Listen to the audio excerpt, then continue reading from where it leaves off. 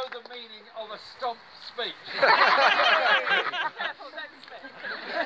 And it's a very, very splendid stump it is too. Jim, thank you for being our candidate.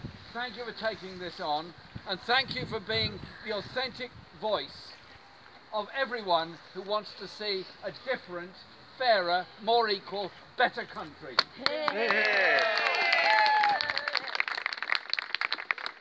Somebody who does a very important and valuable job every day is just the kind of person that ought to be a Labour candidate and ought to be a Labour MP. And I look forward to the day you're elected. Yeah. And as Rachel pointed out, the issues of how communities are treated all across Britain are very, very important, because we're a party of the whole country. We have nearly 600,000 individual members of the Labour Party, the largest political party anywhere in Europe of the left. We have 3 million affiliated members. We are reaching out to every community in this country. That means rural communities where there is a great deal of hidden poverty. Just because you live in a beautiful village with a picture postcard view that could be on the front of a chocolate box does not mean there isn't poverty hidden behind those hedges. Does not mean the lack of bus services means you cannot get around. Does not mean the cuts in public services don't affect you as well. And so we are developing our policies from the bottom up. People giving us their views, their opinions, their ideas, wherever they live in the country and whatever their situation. So we want to hear from all of you about the policies you want from a Labour government. But I'll say this, we want to support agricultural workers and the agricultural industry. We want sustainable agriculture in this country. We want decent rural bus services, and we want decent rural housing as well as small town housing for everybody. The days of not building council housing, not controlling the private rented sector and watching the social cleansing of our towns and cities go on will be over under a Labour government, because we will. And we're determined to achieve that. The National Health Service is our greatest and proudest creation as a Labour Party. And Aaron Bevan, a miner, was the health minister who introduced the National Health Service Act in 1947.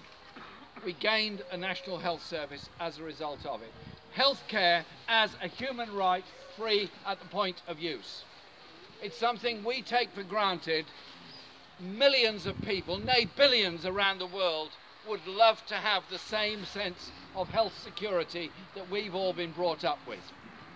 So when they come after the NHS, by cutting, by privatising, by selling off and by criticising it, I say to them, we are the first and last line of defence of the principle of the National Health Service, and we always will be.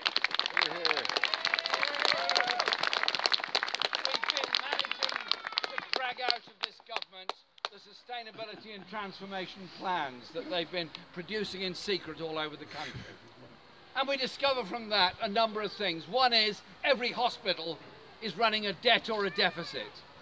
Every clinical commissioning group is struggling to provide the services that are necessary. Many pharmacies are in danger of closing. Many GP surgeries have long waiting lists. Many A&E departments are under serious threat.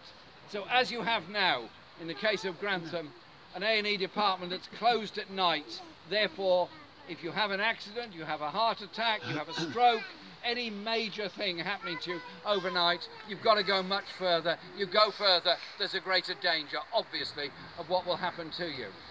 And that is happening all over the country. And so we have called next Saturday, November the 26th, NHS Campaigning Day. I've written to every party member, I've written to every constituency party, I've written to every affiliated union and say, get events organised next Saturday and onwards to alert the public of the dangers to our National Health Service. And we're expecting to have over 500 events all over the country. The media may not be reporting all 500 of them, but I tell you this, we're going to be out there on all the high streets and all the market squares, getting the message across that there are three aspects of the National Health Service that are very important. Firstly, the hospitals, the A&E departments and the doctors and the pharmacies, the principle of the National Health Service that is very visible and very important, and it's got to be properly funded and properly managed. It's not an attack on NHS workers, it's in support of NHS workers and what they do. The second part is on social care. The social care crisis that exists across the country, where there are too many very vulnerable people staying in acute beds in hospitals because the social care is not available for them. Too many people have to give up their jobs and their careers in order to care for loved ones because the social care system is not available for them. And too many care workers grossly underpaid and grossly exploited and morally blackmailed with working extra hours just to care for them. And so our campaign is also about the social care crisis all over the country. And we will be developing policies which bring in a high degree of integration between acute hospital treatment, GP treatment and social care. To me, they're all part of the kind of caring society we want to live in that supports people. And the third area is the mental health crisis. 1 in 4 of us in our lifetime are going to go through some kind of mental health crisis or stress. Some of us will get through it, some of us won't. And some of us will need help and support. But if, having come to the realisation or having suffered a crisis of some sort, you're diagnosed as in need of support and help, it's no good if you have to wait 6 months for your first treatment and your first support. It's no good. Your condition will get worse. You're likely to get worse, and we all lose out on your skills, on your education and all the other things that go with it. It's also the biggest killer of young men in our society, who tragically take their own lives because they're in a dangerous and lonely place, partly because of the stigma that we've allowed to grow up around issues of mental health. So we, as a Labour Party and a Labour movement, embrace people going through a crisis and a problem. We don't use disgusting words to describe people who are going through a crisis. Instead, we do what we said we would do when we amended the Health and Social Care Act to say there should be parity of esteem between the National Health Service in its normal medical sense and the mental health services in the crucial needs that they have. They should be properly funded, properly resourced and properly supported by all of us. The three prongs to our health campaign next week.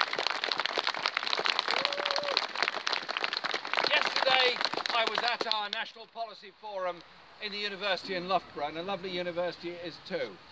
The points I made there were quite simply this. In this post-Brexit era, in the election of Trump and all the other things, you could go into some kind of cycle of despair and say the only way forward is to blame somebody else. The only way forward is to turn on somebody else. Or instead, you can have the politics of hope, the politics of investment, the politics of support, the politics of community, the politics of unity. So it will be a Labour government that will come in, but on Wednesday we'll be challenging this government on its autumn statement. John McDonnell said to them this morning on the Mar programme, you may have seen it, he said to Hammond, OK, tell us you're not going to attack the poor. Tell us you're not going to take away the benefits from those with disabilities. Tell us you're going to reduce inequality in your statement on Wednesday, and we'll support you. No. Yeah. That was the reply. Well, we'll be putting it out there that the way forward for this country is to invest in the infrastructure we need, the improved railway lines needed through Lincolnshire and all over the east of England. Invest in high-tech jobs. Invest money in sustainable industries.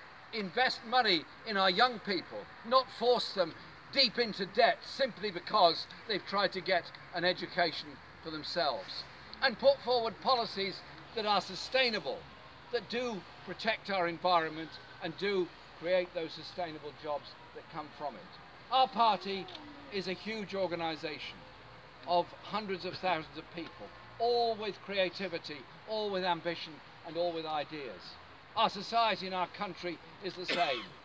So I want to see an economy that grows and works for all, an education system and a health service that provides for all, and embrace the imagination, the cultural values of everybody. How about every child getting a chance to learn a musical instrument in school, for example? All these things come together as the kind of programme we're putting before the people of this country. In this by-election, you've got a chance to have those discussions on every doorstep, to win people over to a different way of doing things. The politics of hope, the politics of unity, the politics of creativity. That surely is something far better than the aridity and the nastiness of a gulf between the rich and the poor and a blame culture in society against every minority. We are here for the unity of all people. Jim is here to represent all of us in taking that fight to the Tories, to UKIP, to the Lib Dems,